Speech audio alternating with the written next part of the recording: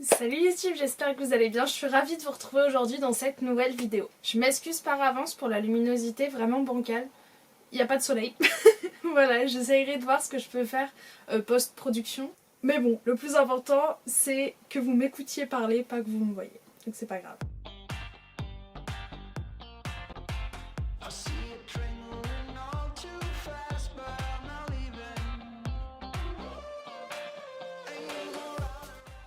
Aujourd'hui on se retrouve pour participer à une chaîne de booktubeuses en l'occurrence. C'était pas voulu hein, mais on est que des filles, qui me tient vraiment pas cœur et vraiment pas cœur. Et je suis vraiment ravie de faire partie de ce projet. Ce projet, c'est donc, je suis la 5e personne sur la liste, si je dis pas si je dis pas de bêtises, donc normalement vous avez déjà un petit peu l'habitude de voir ça. Mais ça s'appelle donc Lire de la diversité et le but c'est donc de mettre en avant des romans qui abordent des sujets divers et variés et donc qui encouragent à la diversité. Ce projet a été initié par Anne de Literarum, qui est une chaîne pleine de peps que je vous conseille vraiment d'aller voir, elle est hyper intéressante à écouter. Et normalement hier vous avez retrouvé Léonie sur sa chaîne, bon Léonie je vous la présente plus. Et demain vous retrouverez Jaude sur sa chaîne, donc je suis plutôt bien entourée dans ce challenge. Bien sûr je vous mets en barre d'infos tous les liens des différentes chaînes et je vous mettrai donc les liens de leur chaîne et les liens des vidéos quand elles auront sorti leurs vidéos, et j'espère que vous prendrez le temps de bien aller tout voir et que ça vous inspirera dans plein de futures lectures qui pourront être, je pense, super, parce que si on vous recommande ces livres c'est qu'on les a aimés, donc c'est cool.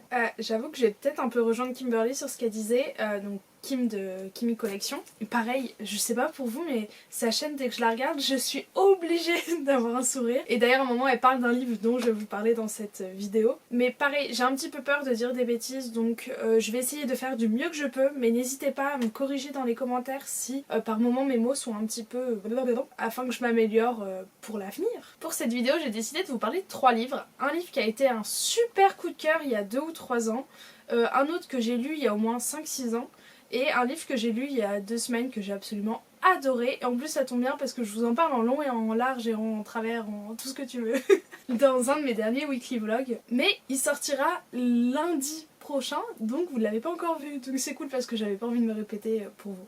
Je préférais que l'exclusivité revienne à cette chaîne de booktubeuses. J'avoue, je vais pas vous mentir que j'ai choisi des livres un peu mainstream, donc un petit peu très connus pour leur diversité, mais je me suis dit, pourquoi j'ai fait ça? Parce qu'il y a toujours une raison. C'est que je me suis dit que c'est fort probable que vous les ayez dans votre pile à lire, ou que vous sachiez que vous pouvez les emprunter à la bibliothèque, ou je sais pas, vous voyez, des livres assez accessibles qui vous donneront envie du coup de les lire, et peut-être que c'est des livres auxquels vous pensez plus, donc voilà. Et aussi les 3 livres sont disponibles en français et en anglais, sachant que 2 sur 3 sont écrits par des auteurs françaises, donc voilà, top. Et l'autre a été traduit en français et en anglais. Bref, cette intro est beaucoup trop longue, on va commencer. Donc si vous voulez des livres originaux, allez sur les chaînes dans la barre d'infos. Je vous jure qu'ils sont trop bien, j'ai appris plein de trucs, j'ai trop hâte de voir les prochaines vidéos et tout. Parce que je filme un peu cette vidéo la veille pour le lendemain. Oups. Oups, l'organisation. On va commencer par un livre qui m'a retournée. Et quand j'essayais un petit peu de rassembler mes idées, parce que ça fait quelques années que je l'ai lu, je me suis rendu compte que je me souvenais plus de la fin, mais je me souvenais d'avoir pleuré. Je vous dirai pas de tristesse ou de joie, je préfère que ce soit vous qui découvriez tout, mais je me rappelle que ce livre m'avait laissé dans des émotions pas possibles et que j'avais été subjuguée par les qualités de l'auteur. Moins de suspense. Je vous parle donc d'Aristote et Dante découvrent les secrets de l'univers. Donc Dante. Je crois que c'est Dante dans ce roman parce que il est espagnol, du coup on dit Dante je crois. Même si nous en France le philosophe on dit Dante. Bref, est-ce que c'est vraiment là tout le point de l'histoire? Je ne crois pas. Dans ce livre, vous retrouverez donc une représentation de personnages latinos. Vous avez également du MM, une histoire avec des personnages gays, et surtout du own voice, donc c'est-à-dire que l'auteur, Benjamin Alire Sáenz, parle un petit peu en connaissance de cause. Je sais qu'il y avait eu un débat sur la blogo quant à est-ce que des auteurs peuvent parler de représentation quand ça les touche pas eux-mêmes. Personnellement c'est pas quelque chose qui me dérange tant que c'est bien fait, mais je trouvais ça intéressant quand même de l'ajouter ici que c'était du own voice. Donc en français ça veut dire sa propre voix. Je vais vous faire ça très court. Dans cette histoire vous allez rencontrer Aristote et Dante Et Harry, du coup, c'est un personnage très silencieux, très réservé. Mais tu sens qu'en fait, il a une espèce de colère en lui qui garde et il est en colère contre tout le monde parce que donc son frère est en prison. Je crois qu'il y a également une histoire avec son père qui est un ancien militaire. Et toute cette colère, il la garde en lui et tu sens elle le bouffe petit à petit. Et parallèlement, tu suis un peu son opposé, entre guillemets, tu suis Dante, qui lui est hyper joyeux, hyper expressif, qui adore la vie, adore tout. Mais finalement, tu te rends compte que peut-être que les gens aussi heureux cachent peut-être des choses pas très très bien. Cette lecture, c'est une lecture très facile et très poétique. C'est-à-dire que c'est des chapitres souvent très courts, avec, bien sûr il faut que je tombe sur des vrais chapitres à chaque fois à ce moment-là, avec des belles phrases. Et ce livre, c'est le tout premier livre de ma vie que j'ai annoté. Donc c'est-à-dire que j'ai surligné des passages. Encore une fois, ah là, j'ai peur que si je vous lise un passage à la fin, ça vous spoil. Les garçons comme moi n'étaient pas faits pour le soleil de l'été mais pour la pluie. Enfin vous voyez, c'est de la poésie. Moi j'adore la poésie, vous le savez, donc voilà. Et c'est plein de phrases qui ont résonné en moi et j'ai trouvé ça d'une justesse. Je me demandais comment c'était d'aimer une fille, de voir le monde à travers ses yeux. Peut-être en savent-elles plus que les garçons. Peut-être comprennent-elles des choses que les garçons ne comprendront jamais. Le temps changeait, l'hiver arrivait, l'été ne m'avait pas apporté ce que je souhaitais, l'hiver ne serait pas mieux. À quoi servaient les saisons ? Le cycle de la vie, hiver, printemps, été, automne. Mais après, je vais pas vous dire ce que ça va vous spoiler. Enfin, c'est d'une... En fait, c'est léger, c'est poétique, il n'y a pas d'autre mot pour le déterminer. Pour le déterminer, pour le qualifier. Donc s'il y a vraiment un point méga positif, c'est l'écriture qui est hyper captivante et qui vous entraîne. En plus, ça prend place dans les années 80-90 au Texas. Donc il y a ce petit côté old school qui rajoute un peu un truc sympa que j'aime bien. Mais aussi, c'est qu'avant d'être une histoire d'amour, de vie, tout ça, c'est une histoire d'amitié incroyable parce qu'en fait, les deux garçons vont se rencontrer à la piscine municipale pendant l'été et ils vont se lier d'amitié. Attendez, je crois que c'est important. Et en fait, ils vont se lier d'amitié autour du fait qu'ils ont tous les deux un nom un petit peu atypique, un petit peu bizarre. Et c'est comme une évidence leur amitié. Et tout de suite, ça colle. Et moi, j'ai vécu une amitié comme ça. J'ai vécu, je la vis toujours. De rencontrer quelqu'un, de lui adresser 3 mots et de savoir que t'allais être amie avec elle. Elle, en l'occurrence, parce que c'est ma meilleure amie. Et je trouve ça incroyable. Et que, au final, l'amitié se mesure pas selon les années, mais se mesure selon l'intensité. Et bref, bon, là, on s'égare. Je lisais ce livre, j'ai tellement hâte de le relire. Et j'ai l'autre livre de Benjamin Alircéens dans ma palle. J'ose pas. C'est vraiment ça, j'ose pas. Mais là, le fait de remettre celui-ci un peu à l'ordre du jour, ça me donne envie de lire l'autre. Ensuite, on va parler d'un middle grade. Donc ça veut dire un roman plus collégien. Je sais pas comment dire. C'est de la jeunesse basse. Je sais pas du tout logique ce que j'ai. Je pense que vous avez compris. Et il s'agit des Petites Reines de Clémentine Beauvais chez Sarbacane, je crois, oui, dans la collection Exprime. Et ce livre, une pépite, moi j'ai adoré. Ça va être chiant ça, non ? Et ce livre, principalement, il y a de la représentation de personnages gros et tout ce qui est discrimination liée au physique en général. Et je l'ai lu à une période de ma vie où j'avais beaucoup de mal à accepter mon corps, à accepter mes formes, à accepter mes fesses, à accepter mes hanches. Et ce livre m'a un peu fait remettre les choses dans leur contexte et m'a fait me rendre compte que plein de trucs qui peuvent paraître... qui peuvent paraître... En fait, sinon je le mets comme ça me fait de la lumière sur moi, non ? Ouais, on va faire ça, ouais. Plein de choses qui peuvent paraître normales pour des adultes ou pour des gens qui, ça y est, se sont assumés, mais qui pour moi, en tout cas, ne l'étaient pas à l'époque et le sont pas encore complètement aujourd'hui. C'est le seul livre que j'ai lu de Clémentine Beauvais, parce qu'après... C'est quoi, il y a une mouche ou un moustique ou un truc comme ça ? J'ai d'autres livres d'elle dans ma palle. Non, je crois que j'ai lu les traductions de Sarah Crossan par elle, dans Vers Libre, mais en tout cas, c'est le seul livre que j'ai lu en... pas en prose, en... comment on appelle ça ? En texte, en roman. Dans ce livre, vous allez suivre 3 filles différentes. Donc vous avez Akima, Astrid et Mireille Laplanche, qui en fait, donc vous suivez d'après Mireille. Ah, j'ai acheté au salon du livre de Montreuil en 2017, donc je l'ai lu début 2018, je pense.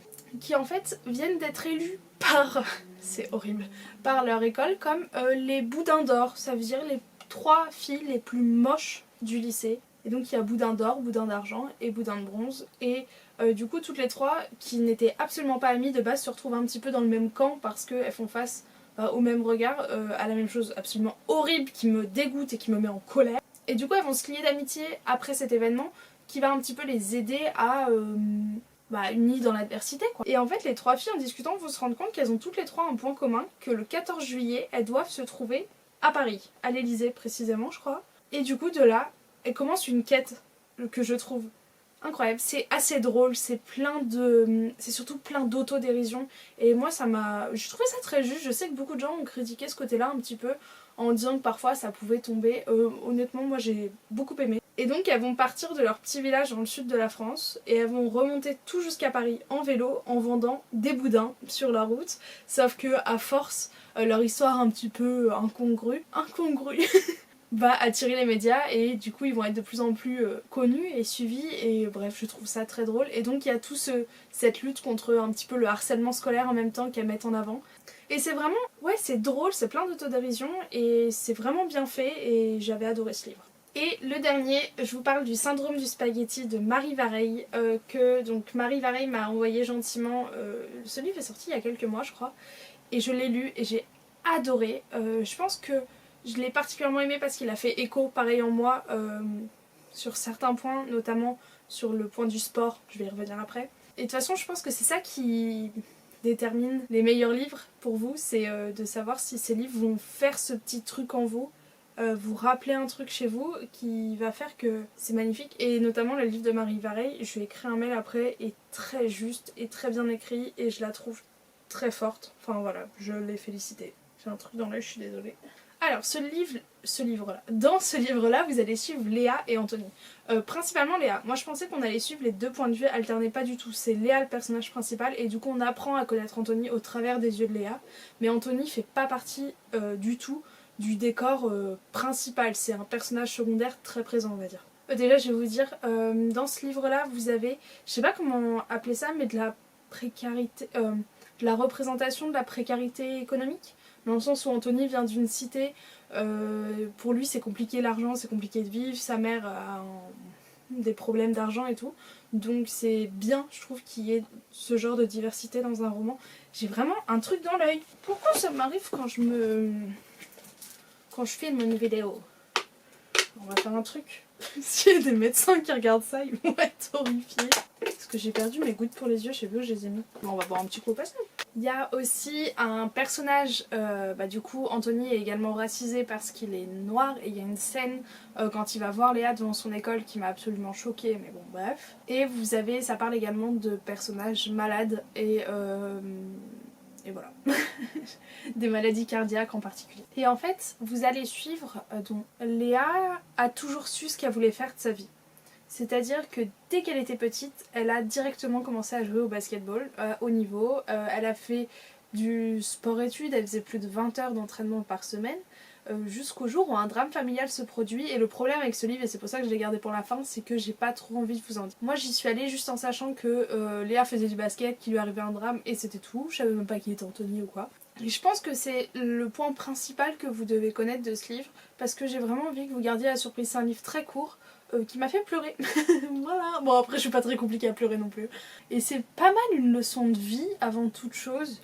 Et le fait que parfois les rêves que tu t'étais imaginé toute ta vie volent un peu en éclats. Voilà.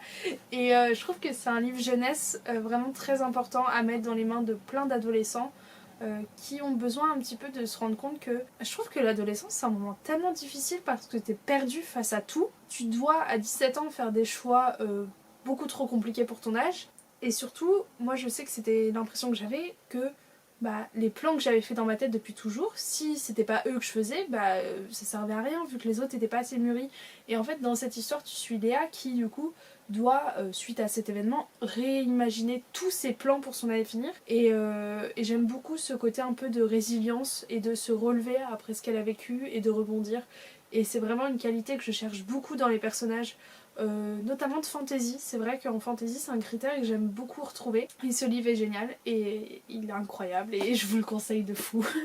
Voilà pour les 3 livres que je voulais vous présenter dans cette petite boucle de lire la diversité. N'oubliez pas demain d'aller sur la chaîne de Jaude pour la retrouver dans une de ses super vidéos, je suis sûre. Comme je vous disais au début de la vidéo, tous les liens sont en barre d'infos si vous souhaitez aller checker tout ça.